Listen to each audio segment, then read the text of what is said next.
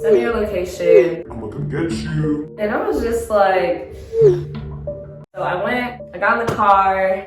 I was like, Ray, you can't do this. I don't know if it was Walmart, if it was Target, it was some fucking store. It was a big ass store. So we start kissing and stuff, right? You know, we get to business, you know what I'm saying? He take off his clothes, I take off my shirt. He about to start, right? Literally see red and blue lights. So he's like, oh shit. So I'm like, what? It's the cops, it's the cops. And he's like, yo, he jumped, bro. I never saw somebody jump so quick. He really got his hands on, he jumped, he put on his shirt, he dressed so quick. I could not find my motherfucking shirt. So we got two teens like having sex behind the store. They make us fucking step out the damn vehicle. So I'm like, fuck!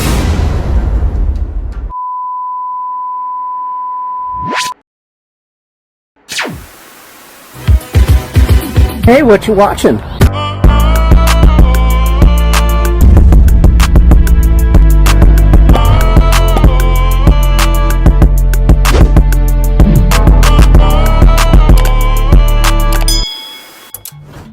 The cop comes by the window, he knocks on the window.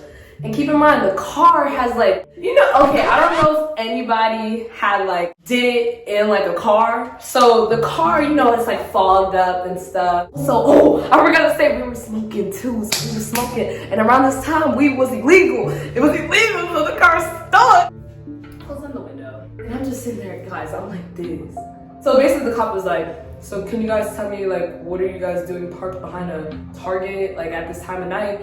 And he was like, young lady, where's your top at? And then basically he starts talking about his little radio thing. He was like, oh, we got two teens like having sex behind the store or whatever. Whatever the fuck, however they talk on the radio, yo. So Ray, he over here begging the cop, please, like, just let us go, da-da-da-da, and stuff. And he was like, oh, you got your ID and stuff. So, you know, of course, like, they got no motherfucking ID, nigga. We try to out here, like, you know what I'm saying? Like, you remember this damn moment. So he sees, so the cop sees, I don't have my top on. He calls the people on the radio, some more cops come. I ended up finally finding like a shirt, so I threw it on. And he makes us step out the vehicle, y'all. Come on, man. Make us fucking step out the damn vehicle.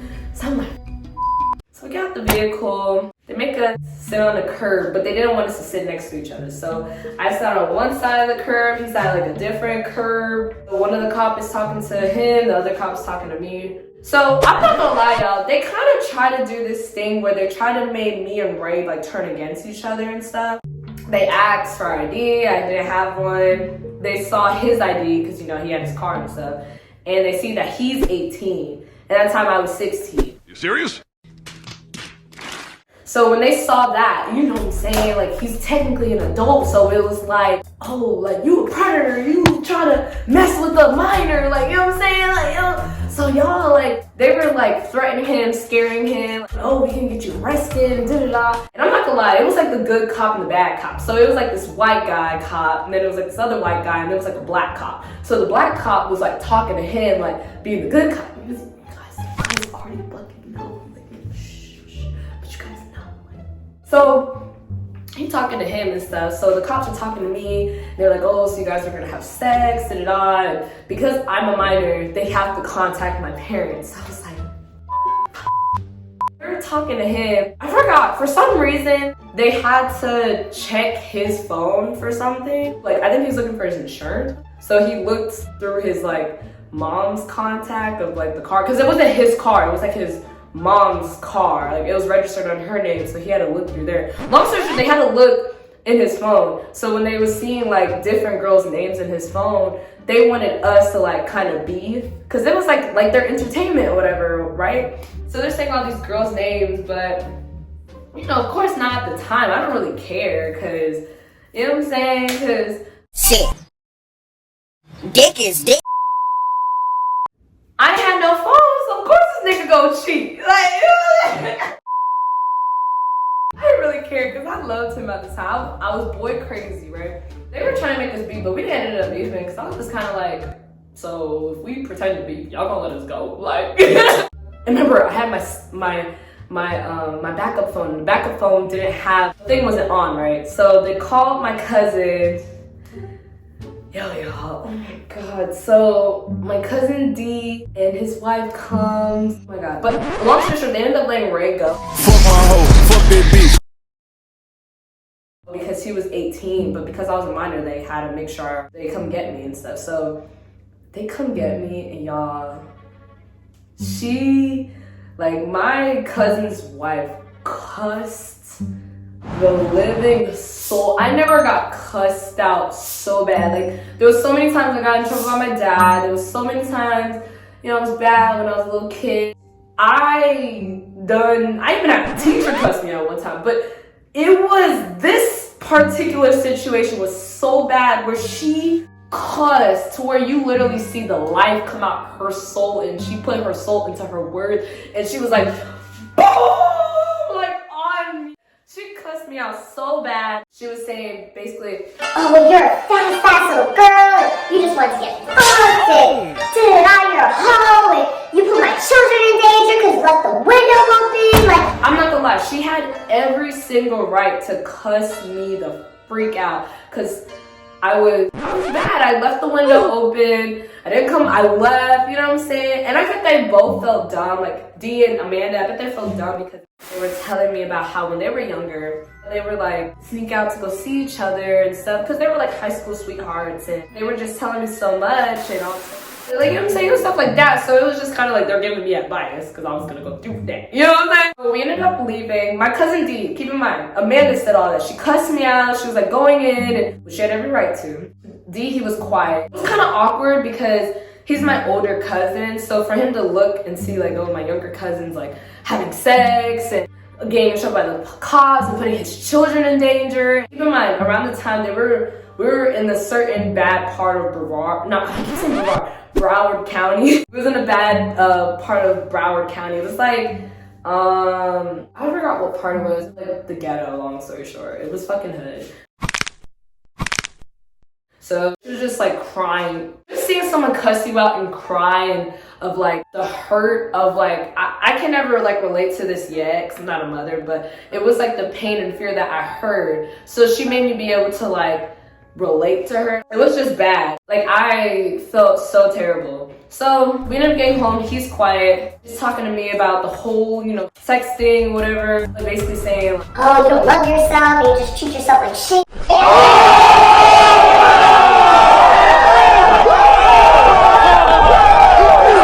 She was saying all this stuff about me, and I was just like, damn, like, my dad called me a hoe. Shoot, everybody called me a hoe. Shit, my cousin now called me a hoe. D stepped out the car because he didn't want to hear her talk and say I'm a hoe, because he was like, oh, basically like he feels awkward because it's like he was just hurt. Like, he was quiet, so he just stepped out the car and let her talk to me. So he goes back to check on the kids. They're in the house. So she ends up making me run around the whole neighborhood, like jog, because they told my parents, and also they found out I had a backup phone. So she made sure she told my parents every single day. Like, she told my dad everything. She told me about my backup phone, the guy, what I was doing. I knew I was about to get the punishment of a lifetime. She made sure I ran around the whole neighborhood, y'all. So she's driving in the car and I'm running, right? She was making me repeat herself, say I love myself, I'm beautiful, I just wanted to get fucked. Like, it was just like this whole weird mental thing that she was trying to do. Basically, admit how I was wrong. She wanted me to like really realize what the problem was. Like, you know what I'm saying? Like, dig deep. So I ran around the neighborhood, we went back in the house, and I was sitting there on this couch quiet. I was so tired, I didn't get any sleep. Either D or Amanda gave me their phone, and my sister, my older sister, I don't want to say no one's name in this. My older sister, we're going to call her April, and then we're going to call, I have an other sister, we're going to call her Madison. She gives me the phone, she's like, here, April wants to talk to you. So, hello? Hey sis, I spoke to your dad, and he's just gonna send you to grandma's house to stay there for a little while. What? Bro, what are you talking about, man? So we were on a three-way, so it was me, April, and Madison. Yeah, I spoke to Daddy and he told me he has nothing to say to you. Like, he's just done with you. He think it's best if you stay with Grandma for a little. This is what really like hurt me. It's just when you know it was so disappointed in you where they don't even say anything. There's no words, there's no beating, there's no nothing, there's no more answers, there's no more trying to punish you. It's just I'm out of options, right? So I'm not gonna lie, y'all. At the time, at that moment, I was so freaking happy. Like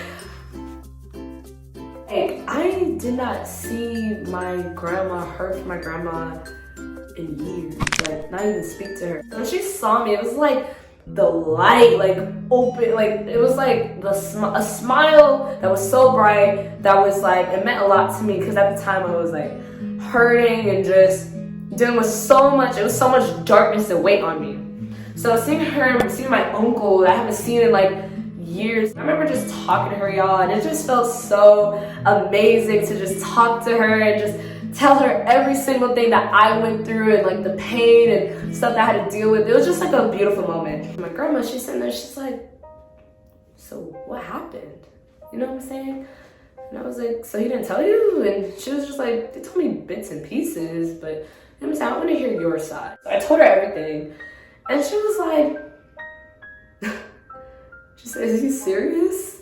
And I was like, what are you talking about, Grandma? She was just like, that's nothing. Like, she said, him putting you out, that's a normal, like, you're a teen. What does he expect?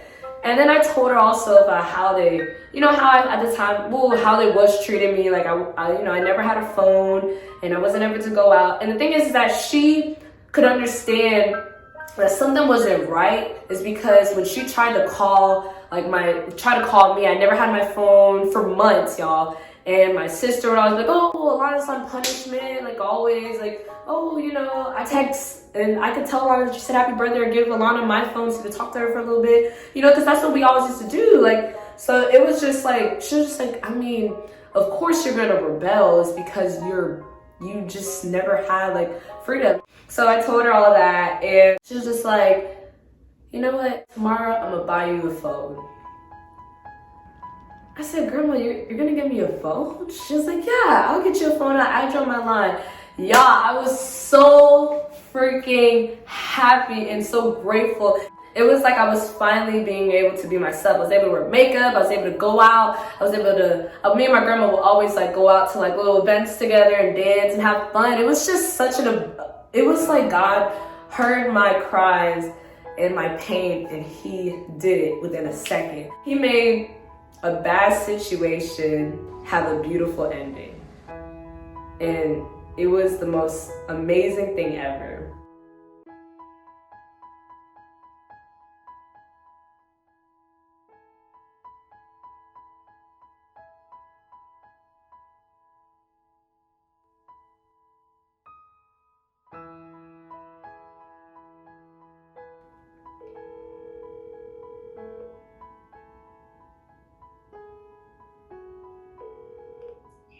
Hello, Alana. Hi, Grandma. Oh my gosh. Oh my gosh. Wow. How are you, Grandma?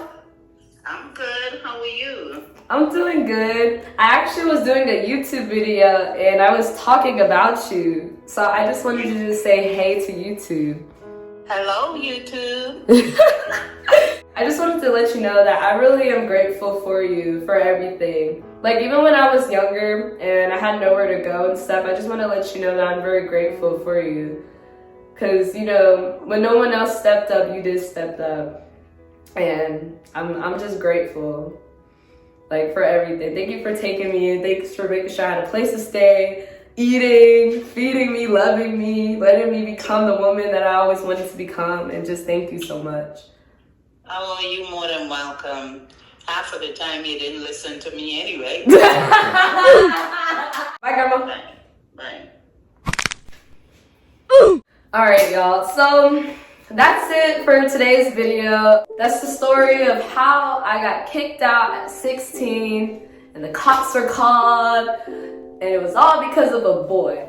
And Ray, if you're watching this, make sure you like this video, because this was definitely a story time worth telling. Thank you guys so much for watching this video. Go ahead, like, share, and if you're new to the channel, go ahead and smash that subscribe button, like button, and comment down below your favorite part of this video, or with everything else in the video that you liked and stuff. And I'm also about to do a giveaway soon, so you guys definitely have to be on the lookout for that. Without further ado, give me guys a Krista kiss. Mwah!